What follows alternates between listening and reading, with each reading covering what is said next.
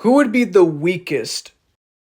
Goku if he wasn't a Saiyan, Luffy if he didn't have his Devil Fruit, Naruto if he didn't have Kurama, or Ichigo if he wasn't a Shinigami? Well, I feel like the weakest would probably be Luffy, honestly. Yeah, it's Luffy because he uses his Dofru like all the time whenever he's in a fight, and the fact that if he doesn't have his Dofru powers, then he can't really like fight well with it because every time he fights, he always names his moves that come after his Dofru powers, whether it being Gum Gum Pistol, Gum Gum Whip, Battle Axe, Balloon. Yeah, he uses Dofru a lot more oftenly, and he wouldn't be able to access his gears and gear 2, 3, 4, and his most current one, and the one he uses a lot more, 5 in a fight, which would definitely not help him well. Now, he does have advanced hockey that he can use, but in terms of what he uses a lot more oftenly, then his this Devil Fruit that he definitely uses a lot more.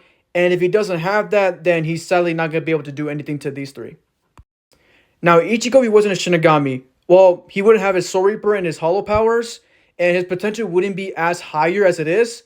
But I feel like with his Quincy powers and his combat training, Ichigo can definitely do something. Now, I don't know if his Zanpakuto and his spiritual pressure comes with being a Shinigami. Now, if it doesn't, then he would definitely be still pretty strong. But if it does, then at least he still got his Quincy powers and his combat training that he can rely on. Now, Naruto, we did not Kurama. Well, he pretty much just proved to us in the anime and the manga that despite losing Kurama, he is still pretty powerful. That and the fact that he got summoning jutsu that he can use. He can use that in a fight and, pretty much help him out. Naruto is still a formidable opponent. He is still pretty strong without having Kurama. If Goku wasn't a Saiyan, well, first of all, he wouldn't have the genetics of a Saiyan, not having the monkey tail, not be able to transform into a giant monkey, and maybe not having the urge to eat a lot of food, and loving to fight stronger opponents because that's what a Saiyan loves to do. But I feel like for eating, I feel like he would probably still have that. And he would still also have the urge to loving to train a lot more. And if he wasn't a Saiyan, he wouldn't have the Super Saiyan transformations. First of all, he would have a much stronger, a faster, and more durable body. And also the fact that he will also age normally. He wouldn't age, longer and stuff. But I feel like with Kaioken and Ultra Instinct that he has, he would still be able to achieve them, but it just wouldn't be as easier. Because him not having the Saiyan body, yeah, it's definitely going to be a lot more difficult to master Kaioken and master Ultra Instinct too. He can still do it, but it would still be a lot more tougher. But even though if Goku wasn't a Saiyan, he would still be considered a superhuman. Because as a kid, he was constructing superhuman level feats as a child. He fought stronger and giant opponents and defeated them just but with his mere strength, speed, and his martial arts skills and his durability as well.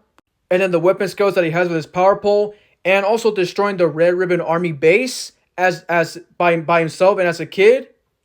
He would definitely be considered a superhuman because in my opinion, Krillin and Yamcha, both of them are humans, yes.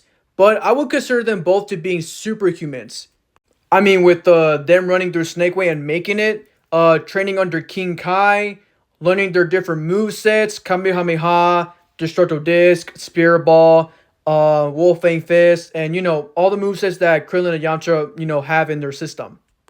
But if Goku wasn't a Saiyan, and he was just, a regular human being like Krillin and Yamcha and the rest, in my opinion, Goku would still definitely be the most strongest one out of the group. Not because he's not a Saiyan, but because he loves to train and fight a lot more. The feats that he's pulled as a kid. And that was before he even learned ki control and know how to fly and knew he was a Saiyan. Yeah, he could turn to a giant monkey, but he didn't know that he can do that either.